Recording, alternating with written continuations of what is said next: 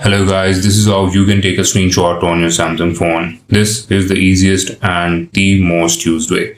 So unlock your phone and just press your volume down button and the side key.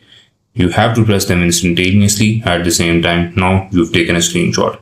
You can edit them as well if you have a Samsung, and then you can save them from this download button here.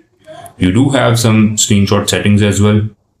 You have to go into settings and then into advanced features where you can see the screenshot and screen recordings.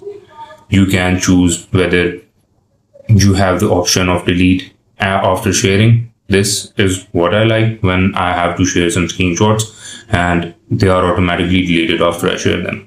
And you can also choose the format, JPG or PNG, or you can choose the path where they are saved as well. You can create a custom folder as well. So thank you for watching and do subscribe and follow for more videos like this.